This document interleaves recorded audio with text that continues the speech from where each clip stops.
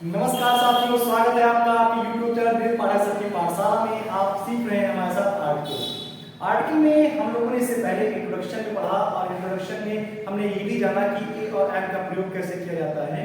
इसी क्रम में अब हम उससे आगे बढ़ते हुए ए और एन के प्रयोग के कुछ विशेष यूज के बारे में, विशेष उपयोग के बारे में पढ़ेंगे। क्या है specific use of a and an को हम जानने वाले हैं इस वीडियो में। तो आइए हम सीखना शुरू करते हैं। एक्चुअली हमने लास्ट वीडियो में आपको सिखाया कि किस प्रकार से ए का प्रयोग किया जाता है, किस प्रकार से एन का प्रयोग किया जाता है। इसी क्रम में आगे बढ़ते हुए कुछ और यूज आप सीखिए।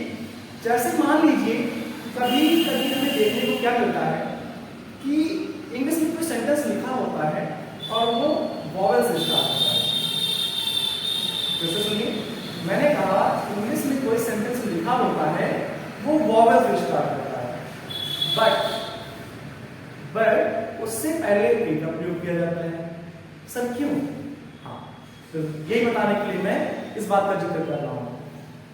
भले ही वो वॉवेल से लिखा हुआ है, लेकिन जब हम उसका प्रोनाउंसिएशन करते हैं तो वो हिंदी का जो साउंड निकलता है, फर्स्ट साउंड उसका, वो कॉन्सोनेंट निकलता है। तो जिस प्रकार से मैंने आपको ये सिखाया था कि भले ही वो इंग्लिश की कॉन्सोनेंट से सेंटेंस स्टार्ट हो रहा हो, बट उसका फर्स्ट साउंड हिंदी का वॉवेल होता है, इसलिए हम उसके पहले एन का प्रयोग करते हैं। ठीक उसी प्रकार से भले ही हमारा इंग्लिश की वॉवेल से वर्ड स्टार्ट हो रहा हो, लेकिन अगर उसका फर्स्ट साउंड क्या निकलता है, इंग्लिश का कॉन्सोनेंट, हिंदी का कॉन्सोनेंट निकलता है, तो हम उससे पहले ए का प्रयोग करते हैं। कैसे? आइए, जैसे कि सपोज लिखा हुआ है यूनिटी।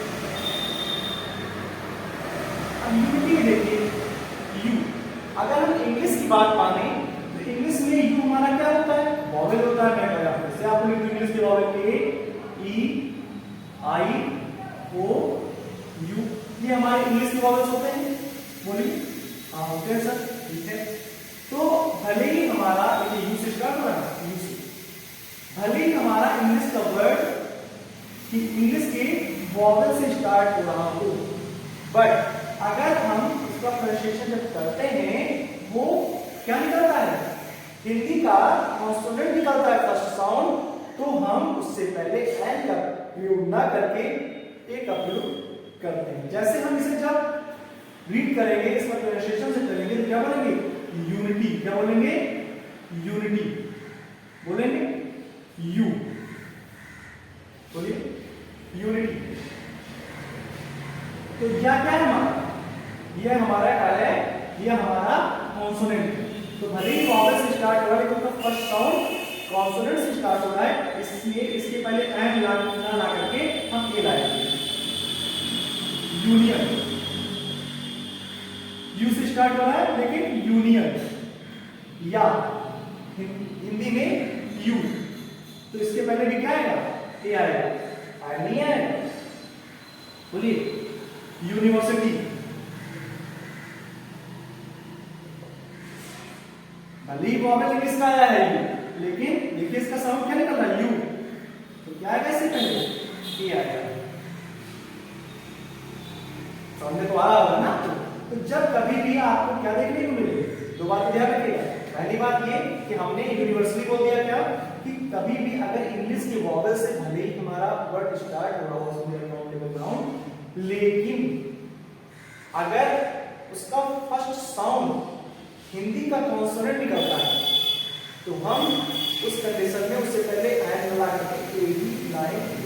दूसरी बात, अगर और किसी आप प्रयोग करता है तो यहाँ पर इस यूनिटी, यूनियन, यूनिवर्सिटी इनके केस में आते हैं कि जब कभी भी यू का प्रोनाउंसिएशन यू, जब कभी यू का प्रोनाउंसिएशन यू, यानी कि यू से सेंटेंस में वर्ड स्टार्ट हो रहा हो और उसको जब बोले उस वर्ड को तो यू का साउंड निकलता हो पहले, ऐसे केस में उससे पहले एन लगा करके हम ए का प्रयोग करेंगे। चलिए, बेहतर तरीके से आपको चीज समझ में आ रही होगी। अगला नंबर पढ़िए। इसी में हमारे कुछ एब्रिविएशन आप देखने को मिलते हैं, कुछ संक्षिप्त रूप कुछ शब्दों के देखने को मिलते हैं। उन शब्दों में जैसे हमने लिखा MLA, क्या लिखा MLA। तो अब MLA को हम क्या लिखें इससे पहले A लाइन या I लाइन? तो आप क्या करेंगे, इसको ऐसे लिखेंगे M जब आपने बोला तो M का पहला साउंड क्या निकला A।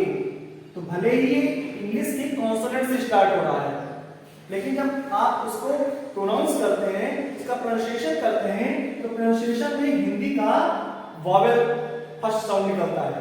तो इसलिए हम इससे पहले क्या लाएंगे, आपको कॉन्सोनेंट दिख रहा है लेकिन उसके बावजूद भी हमें क्या देखना है, इसका फर्स्ट साउंड जो कि ए निकल रहा है, यानी हिंदी का वॉवेल निकल रहा है, इसलिए एन।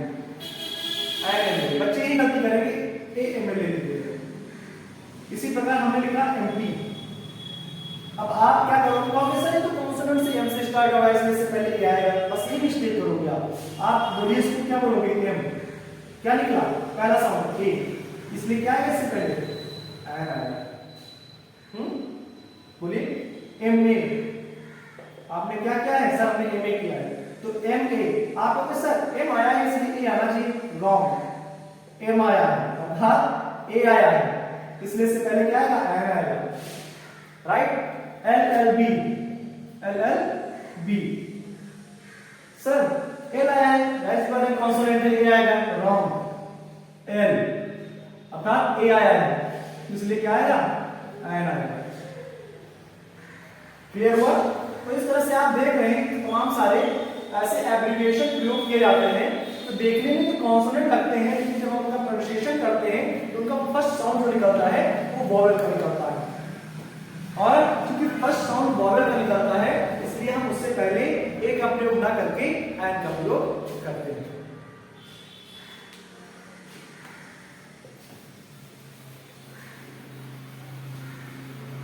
आपने कई बार देखा होगा, अगले रूल को चलते हैं, आपने कई बार देखा होगा कि सच ए का जब प्रयोग किया जाता है, मतलब सच का प्रयोग जब किया जाता है तो सच के साथ ए का प्रयोग किया जाता है। आपने कई बार क्या देखा होगा, जैसे हमने कहा such a boy, such a boy, such a book, such a friend. आपको इस प्रारूप में चीजें देखने को मिलती है, यानी कि सच के बाद ए का प्रयोग कुछ इस प्रकार से आपको देखने को मिलता है। तो इस तरह से भी सच के बाद भी आपको ए का प्रयोग देखने को मिलेगा, सच अ बॉय ऐसा लड़का, सच ए बुक ऐसी बुक, है ना, सच अ फ्रेंड ऐसा फ्रेंड। तो इस प्रारूप में भी इस फॉर्मेट में चीजें आपको देखने को मिलती है कि आर्टिकल सच आ या सच एंड का प्रयोग आपको मिलता है। एक रूल इसी क्रम में आप और सीखिए। मान लीजिए कोई सेंटेंस लिखा हुआ है, जैसे आई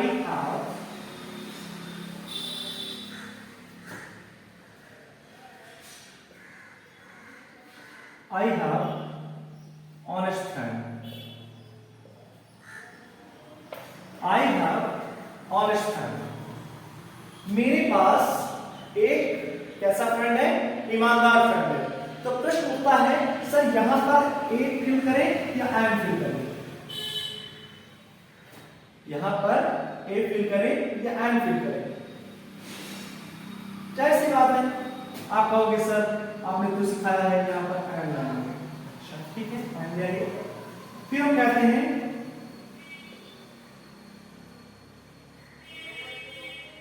he has this big shop। यहां पर क्या लाइन, ए लाइन की एन लाइन, सर ए ले आ रहे हैं। ये चलिए हम यहां पे एक वर्ड चेंज करते हैं, he has a big elephant। अब बताइए यहां पर क्या फिल करें, he has dash big elephant। Sir आपने पढ़ा था नाउन वॉवेल के लिए आता है, तो वॉवेल सॉरी आपने सर बताया था नाउन के लिए आता है आर्टिकल सिंगुलर, जब नाउन हमारा होता है तो उससे पहले ए अथवा एन आता है डिफरेंट कंडीशन में।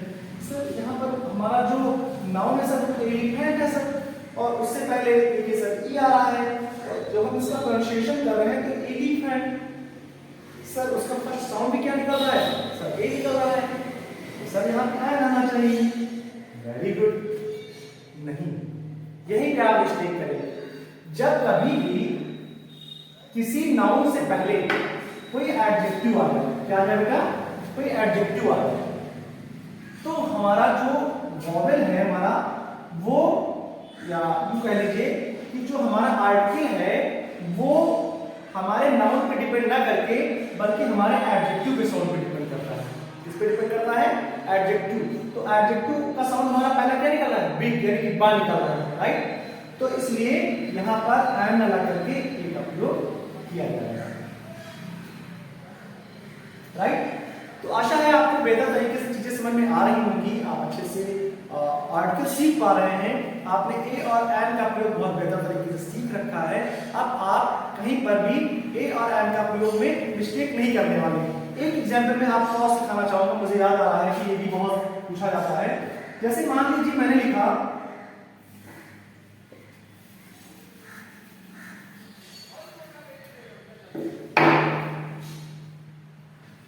1 रुपी नोट, 1 रुपए की नोट। अगर हमें लिखना है कि 1 रुपए की नोट, 1 रुपए की नोट, तो हम यहाँ ए लगाएं या एन लगाएं? सर आप क्या नॉनसेंस जैसी बात करते हैं सर। सर हमारा देखिए ओ से स्टार्ट हो रहा है, एन लगाइए, an 1 rupee note. No, you are wrong.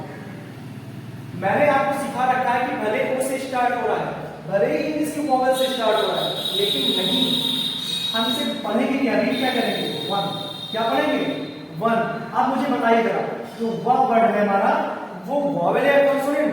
Sir वाह तो कॉन्सोनेंट है। जी हाँ, अगर वाह हमारा कॉन्सोनेंट है और हम इसे 1 पढ़ रहे हैं और वाह कॉन्सोनेंट है, तो इसका मतलब यहाँ पे रूट कौन सा फॉर्म होगा, कॉन्सोनेंट का, यानी कि आ 1 रुपी दो, राइट। क्लियर हो गया? तो इस प्रकार से आप इस बात का भी ख्याल रखेंगे, बहुत ही इंपॉर्टेंट था, आप पूछा जाता है एग्जाम में, इसलिए मुझे लगा कि ये भी बताना जरूरी है आपको। तो आशा है बेहतर तरीके से आप हमारे साथ पढ़ पा रहे हैं, सीख पा रहे हैं, और आपके कमेंट मुझे बताते हैं कि आप वास्तव में सीरियस है पढ़ाई को लेकर के, और आप बहुत बेहतर तरीके से सीख रहे हैं। इसी प्रकार से हमारे साथ जुड़े रहने के लिए ना सिर्फ इंग्लिश ग्रामर बल्कि बहुत सारे और सब्जेक्ट जैसे कि मैथमेटिक्स, साइंस में तीनों group, physics, chemistry, biology, English medium में अगर आप जाए या हिंदी मीडियम में जाए तो हिस्ट्री सब्जेक्ट जो बहुत ज़्यादा इंपॉर्टेंट होता है, इंग्लिश मीडियम के बच्चों को बहुत प्रॉब्लम होती है हिस्ट्री में, उसको भी मैं आपके लिए लेकर के आ रहा हूँ। इसके अलावा जो सबसे मेन बात है वो ये कि कॉम्पिटिटिव एग्जाम के लिए भी आपको कहीं जाने की जरूरत नहीं है, आपको मैं यहीं पर फ्री ऑफ कॉस्ट बिल्कुल क्रिस्टल क्लियर तरीके से समझाने वाला हूँ, पढ़ाने वाला हूँ, all subject free of cost. इसी प्रकार से मेरे साथ जुड़े रहने के लिए अभी और अभी यूट्यूब चैनल को सब्सक्राइब कर लीजिए, बेल आइकन दबाना बिल्कुल मत भूलिएगा ताकि हर वीडियो का नोटिफिकेशन विद इन टाइम आपको प्राप्त हो जाए और आप इजीली हमारे साथ ऐसे ही जुड़ा कर सकें। बहुत बहुत